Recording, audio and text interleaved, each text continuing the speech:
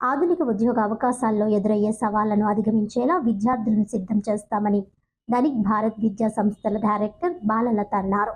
విద్యార్థులు కేవలం ఉద్యోగం సాధించి సంతృప్తి చెందడం కాకుండా వారే 10 మందికి ఉద్యోగాలు ఇచ్చే స్థాయికి ఎదగాలని ఆమె సూచించారు.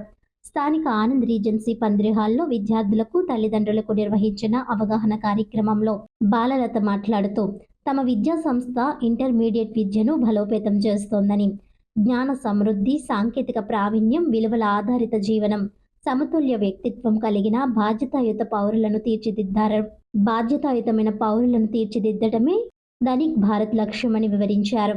విద్య, వృత్తి, జీవన సవాళ్లను ఆత్మవిశ్వాసంతో ఎదుర్కోవడానికి విద్యార్థులను తీర్చిదిద్దుతామని బాలలత చెప్పారు.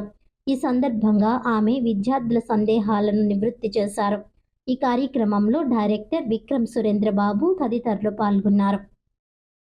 ధనిక్ భారత్ ఇంటర్మీడియట్ కాలేజెస్ తరఫున రాజమహేంద్రవరం రావడం జరిగింది.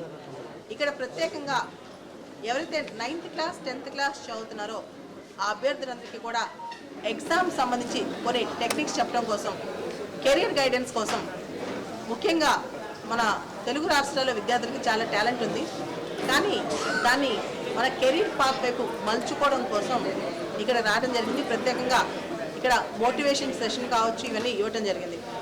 ధనిక్ భారత్ ఇంటర్మీడియట్ కాలేజ్ అనేవి ఎంపీసీ, బైపీసీ, నీట్ కావచ్చు, ఐఐటి కావచ్చు, వీటి మీద ఫోకస్ చేస్తూ విజయవాడ, గుంటూరు, విశాఖపట్నం, హైదరాబాద్లో స్టార్ట్ చేస్తున్నామండి.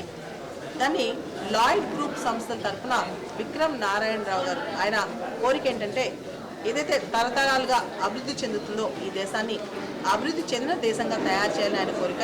ఆ కోరికలో ధనిక్ భారత్ మిషన్, దీనిలో భాగంగా Dhanik Bharat intermediate college start అవుతుందండి. ఈ ఇంటర్మీడియట్ కాలేజెస్లో కేవలం విద్య మాత్రమే కాకుండా విలువలతో కూడిన విద్య, ఒత్తిడి లేని విద్య. మనకు తెలుసు ఇంటర్మీడియట్ అంటే చాలా స్ట్రెస్తో కూడుకున్న పని. దాన్ని అన్నింటినీ తగ్గించి మెడిటేషన్ కావచ్చు, యోగా కావచ్చు, ఈవెన్ ఆడపిల్లలకి స్పెషల్ టెక్నిక్స్, మార్షల్ ఆర్ట్స్ కావచ్చు, ఇవన్నీ కూడా జోడిస్తూ ఒక అద్భుతమైన విద్యా వ్యవస్థను తయారు చేస్తాం. దాంతోపాటు మా దగ్గర ఫ్యాకల్టీ మాత్రమే కాదు, ఫ్యాకల్టీ ఉంటారు, మెంటర్స్ ఉంటారు, కౌన్సిలర్స్ ఉంటారు. వరల్డ్ క్లాస్ ఇన్ఫ్రాస్ట్రక్చర్ అనమాట.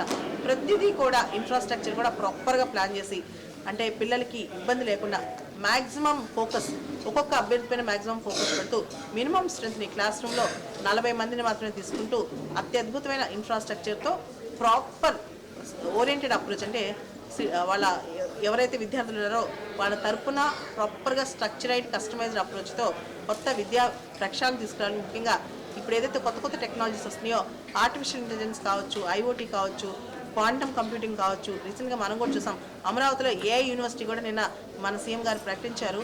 సో ఇట్లాంటి తరుణంలో మన డిమాండ్ సప్లై మిస్ మ్యాచ్ ఉండకుండా మంచి మంచి ఆంటర్ప్రిన్యూర్స్ని, జాబ్ క్రియేటర్స్ని, ముఖ్యంగా ఆంధ్ర రాష్ట్రం డెవలప్ అవ్వాలంటే ఉద్యోగాలు సృష్టించాలి. కాబట్టి కేవలం ఉద్యోగాలు ఎత్తుకునే యువతను కాకుండా ఉద్యోగాలు సృష్టించే యువతని క్రియేట్ చేసే దిశగా మా చైర్మన్ విక్రమ్ నారాయణరావు గారు ధనిక్ భారత్ విద్యా సంస్థను స్థాపిస్తున్నారండి.